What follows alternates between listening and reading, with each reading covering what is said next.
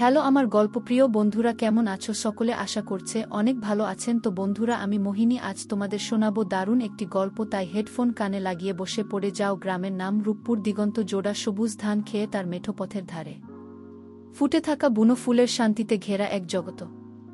এই গ্রামেরই এক প্রান্তে থাকত মোহিনী। টানাটানা চোখ, ঘন কালো চুল আর শ্যামলা মুখে এক অদ্ভুত মায়া নিয়ে সে ছিল যেন গ্রামেরই প্রতিচ্ছবি, সরল, সুন্দর আর শান্ত। তার বাবা হরিপদ দিনমজুরের কাজ করতেন, আর মা লক্ষ্মী পরের বাড়িতে কাজ করে কোনোমতে সংসার চালাতেন। অভাব তাদের নিত্যসঙ্গী হলেও মোহিনীর চোখে ছিল একরাশ স্বপ্ন। প্রতি রাতে দাওয়ায় বসে সে যখন দূরের শহরের টিমটিমে আলো দেখত, তখন তার মনটা ডানা মেলে উড়াল দিত। সে ভাবত, ওই আলো ঝলমলে শহরে জীবনটা কতই না অন্যরকম। কিন্তু সেই স্বপ্নময় জীবনে হঠাৎই কালো মেঘ ঘনিয়ে এল। মোহিনীর বাবা হরিপদ কঠিন অসুখে শয্যাশায়ী হলেন। গ্রামের ডাক্তার জবাব দিয়ে দিলেন, বড় ডাক্তার দেখাতে হলে শহরে নিয়ে যেতে হবে।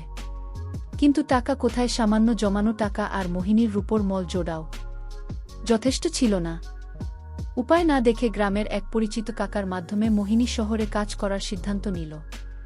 মায়ের শত আপত্তি আর চোখের জলকে সঙ্গী করে সে কলকাতা ট্রেনে চড়ে বসল। জানালার বাইরে সোনালু গ্রামটা যখন একটু একটু করে মিলিয়ে যাচ্ছিল, তখন তার বুকটা ভয়ে আর উত্তেজনায় কাঁপছিল। সে কি জানত এই শহর তার জীবনকে কোনো খাতে বয়ে নিয়ে যাবে। কলকাতা শহরটা যেন এক বিশাল দৈত্য, কোলাহলপূর্ণ, ব্যস্ত আর অচেনা। হাওড়া স্টেশন এ নেমে মোহিনীর মাথা ঘুরে গেল। তার কাকা তাকে শহরের এক অভিজাত এলাকা বালিগঞ্জে এক বিশাল বাড়িতে নিয়ে এলেন। বাড়ির নাম শান্তিনিবাস চৌধুরী। বাড়ির কর্তৃক মিসেস শর্মিলা চৌধুরী ছিলেন একজন রাশভারী মহিলা। তিনি মোহিনীকে আপাদমস্তক মেপে নিয়ে বাড়ির কঠিন নিয়মকানুন বুঝিয়ে দিলেন। ঘর মোছা, বাসন মাজা থেকে শুরু করে রান্নাঘরে সাহায্য করা সবই করতে হবে। মাইনে সামান্য হলেও অসুস্থ বাবার মুখটা মনে করে মোহিনী সবকিছু মেনে নিল। চৌধুরী পরিবারে কর্তা মিস্টার অমিতাভ চৌধুরী, তার স্ত্রী শর্মিলা এবং তাদের একমাত্র ছেলে রাহুল থাকত। রাহুল তখন বিলের থেকে ছুটিতে বাড়ি এসেছিল। প্রথম কয়েক মাস মোহিনীর খুব কষ্টে কাটল। শহরের জীবনের সাথে মানিয়ে নিতে তার ভীষণ অসুবিধে হচ্ছিল। গ্রামের সেই শান্ত পরিবেশের জন্য মন কেমন করত। মিসেস চৌধুরীর কড়া শাসন আর অন্য কাজের লোকেদের টিপ্পনী ছিল তার নিত্যসঙ্গী। এই কঠোর রুটিনের মধ্যেই এক পশলা বৃষ্টির মতো তার জীবনে এলো রাহুল। সে ছিল তার বাবা মায়ের থেকে সম্পূর্ণ আলাদা, শান্ত, ভদ্র এবং কিছুটা একাকী। একদিন সন্ধ্যায় বাগানে কাজ করার সময় হঠাৎ কালবৈশাখী ঝড় উঠলে মোহিনী বারান্দা আশ্রয় নেয়া। সেখানেই দাঁড়িয়ে বৃষ্টি দেখছিল রাহুল। মোহিনীকে দেখে সে মৃদু হেসে তার নাম জিজ্ঞেস করে। সেই প্রথম চৌধুরী বাড়িতে কেউ তার সাথে এত সুন্দর করে কথা বলল। এরপর থেকেই তাদের মধ্যে ধীরে ধীরে কথা শুরু হল। রাহুল তাকে বই এনে দিত, তার সাথে গ্রামের গল্প শুনত, নিজের একাকী জীবনের কথা বলত। মোহিনী রাহুলের মধ্যে এমন একজনকে খুঁজে পেল যে তাকে শুধু কাজের মেয়ে হিসেবে নয়, একজন মানুষ হিসেবে সম্মান করত। নিজের অজান্তেই মোহিনীর মনে রাহুলের জন্য এক বিশেষ জায়গা তৈরি হতে শুরু করল। তাদের সম্পর্কটা গভীর হতে বেশি সময় লাগল না। রাতের নিস্তব্ধতায় তারা লুকিয়ে দেখা করত। রাহুল তাকে গিটার বাজিয়ে গান শোনাত, তার বিলেতের গল্প বলত। একদিন রাতে আবেগের এক মুহূর্তে রাহুল মোহিনীর হাত ধরে বলল, মোহিনী, আমি জানি না এটা কিভাবে হলো, কিন্তু আমি তোমাকে ভালোবেসে ফেলেছি। তোমার সরলতা, তোমার সত্যতা আমাকে মুগ্ধ করে। আমি জানি আমাদের মধ্যে অনেক তফাৎ, কিন্তু ভালোবাসা তো কোনো বাধা মানে না। মোহিনীর চোখে আনন্দাস্ত্র চলে এল। সেও তার ভালোবাসার কথা স্বীকার করল। সেই রাতে তারা একে অপরকে প্রতিশ্রুতি দিল, কোনোদিন একে অপরকে ছেড়ে যাবে না। তাদের ভালোবাসা আরও গভীর হল। মোহিনী তার সর্বস্ব রাহুলকে উজাড় করে দিল, এই বিশ্বাসে যে এই ভালোবাসাই তার জীবনের হচ্ছে বড় প্রাপ্তি। কিন্তু স্বপ্নেরও শেষ থাকে। রাহুলের ছুটি শেষ হয়ে আসছিল এবং তার আচরণেও পরিবর্তন আসতে শুরু করল।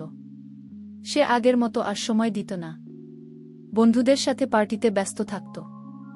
একদিন রাহুলের বন্ধুরা বাড়িতে এলে তাদের সামনেই রাহুল মোহিনীকে কাজের লোক বলে পরিচয় দিল। কথাটা একটা ধারালো ছুরির মতো মোহিনীর বুকে বিঁধল। এর কিছুদিন পরেই মিসেস শর্মিলা রাহুলের জন্য এক ধনী শিল্পপতির মেয়ে রিয়ার সাথে তার বিয়ে ঠিক করলেন। রাহুল মোহিনীকে বোঝানোর চেষ্টা করল যে সে শুধুমাত্র বাবা মায়ের মন রাখার জন্য এসব করছে, কিন্তু তার ভালোবাসা শুধু মোহিনীর জন্যই ঠিক। এই সময়টাতেই মোহিনী বুঝতে পারল সে মা হতে চলেছে। তার শরীরে রাহুলের ভালোবাসার চিহ্ন।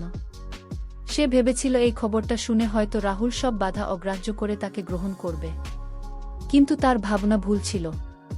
এক রাতে যখন সে রাহুলকে এই খবরটা দিল তখন রাহুলের মুখ ভয়ে ফ্যাকাশে হয়ে গেল। সে চিৎকার করে বলল, এটা অসম্ভব। এই সন্তানের সাথে আমার কোনো সম্পর্ক নেই। তুমি একটা কাজের মেয়ে আর তোমার জায়গাও সেখানেই। টাকা পয়সার লোভে তুমি আমার জীবনটা নষ্ট করতে চাইছো। মোহিনীর পায়ের তলার মাটি সরে গেল। যে মানুষটাকে সে তার জীবনের সবকিছু ভেবেছিল সেই মানুষটার মুখেই কথাগুলো সে বিশ্বাস করতে পারছিল না। পরদিন সকালে মিসেস চৌধুরী মোহিনীকে চুরির অপবাদ দিয়ে বাড়ি থেকে বের করে দিলেন। অসহায় গর্ভবতী মোহিনী যখন শেষবারের মতো রাহুলের দিকে তাকাল তখন রাহুল মুখ ফিরিয়ে নিল। তার চোখে ছিল শুধু ঘৃণা আর অবহেলা। কলকাতা শহরের রাস্তায় একা নিঃস্ব মোহিনী কোথায় যাবে, কি করবে কিছুই বুঝতে পারছিল না। কিন্তু তার গর্ভের সন্তান তাকে বাঁচার নতুন প্রেরণা দিল। সে হার মানবে না। তার সন্তানের জন্য তাকে বাঁচতে হবে। অনেক কষ্টে সে একটা বস্তি এলাকায় একটা ছোট ঘর ভাড়া নিয়ে চায়ের দোকানে বাসন মাজার কাজ নিল। সারাদিন হাট ভাঙা খাটুনি পর সে যখন ঘরে ফিরত তখন তার শরীর আর চলত না। কিন্তু সে দাঁতে দাঁত চেপে সব কষ্ট সহ্য করত। কয়েক মাস পর মোহিনীর এক ফুটফুটে ছেলে হল। সে তার নাম রাখল আকাশ। আকাশকে ঘিরেই তার নতুন পৃথিবী তৈরি হল। দিনরাত পরিশ্রম করে সে ধীরে ধীরে নিজের ভাগ্য বদলাতে শুরু করল। চায়ের দোকান থেকে কাপড়ের দোকানে কাজ, তারপর সেলাই শিখে নিজের ছোট একটা ব্যবসা। তার সত্যতার পরিশ্রমে সেই ব্যবসা একদিন বড় হল। যে মোহিনী একদিন চৌধুরী বাড়িতে কাজ করত সে আজ নিজের পায়ে দাঁড়িয়েছে। তার ছেলেকে শহরের একটা ভালো স্কুলে ভর্তি করিয়েছে। প্রায় 10 বছর পর একদিন মোহিনী তার ছেলের স্কুলের সামনে অপেক্ষা করছিল। হঠাৎ একটা দামি গাড়ি তার সামনে এসে থামল। গাড়ি থেকে যে নামল তাকে দেখে মোহিনীর বুকের ভিতরটা কেঁপে উঠল। রাহুল, তার চেহারায় বয়সের ছাপ। আগে সেই জৌলুস আর নেই। মোহিনীকে দেখে তার চোখেও ফুটে উঠল বিস্ময় আর গভীর অপরাধবোধ। রাহুল কাঁপা কাঁপা গলায় জিজ্ঞেস করল, মোহিনী তুমি এখানে? মোহিনী শান্ত কিন্তু দৃঢ়ভাবে উত্তর দিল, হ্যাঁ, আমার ছেলের জন্য অপেক্ষা করছি। ঠিক তখনই আকাশ দৌড়ে এসে মোহিনীকে জড়িয়ে ধরে বলল, মা চলো বাড়ি যাই। রাহুল অপলক দৃষ্টিতে আকাশের দিকে তাকিয়ে থাকল। তার চোখ দিয়ে জল গড়িয়ে পড়ল। সে ফিসফিস করে জিজ্ঞেস করল, ও কি? আমার মোহিনী তাকে কথা শেষ করতে দিল না। সে আকাশের মাথায় হাত রেখে বলল, না, ও শুধু আমার ছেলে, আমার আকাশ। ওর পরিচয়ের জন্য কোনো চৌধুরী পদবীর দরকার নেই। এই বলে মোহিনী তার ছেলের হাত ধরে নিজের নতুন জীবনের পথে এগিয়ে গেল। পেছনে পড়ে রইল রাহুল, তার অসম্পূর্ণ ভালোবাসা। ব্ল্যাক রাশ অনুশোচনা নিয়ে মোহিনী সেদিন বুঝতে পেরেছিল সে রাহুলকে হারিয়ে আসলে নিজেকে খুঁজে পেয়েছে। যে ভালোবাসা আত্মসম্মান কেড়ে নেয় তা ভালোবাসা নয়। রূপপুর গায়ে সেই সহজ সরল মেয়েটি আজ শহরের বুকে এক স্বনির্ভর শক্তিশালী নারী, যার পরিচয় তার নিজের কর্মে, তার মাতৃত্বে। বন্ধুরা, আজকের গল্পটি এই পর্যন্তই। দেখা হচ্ছে আগামী নতুন কোনো ভিডিওতে। ততক্ষণ সবাই ভালো থাকবেন।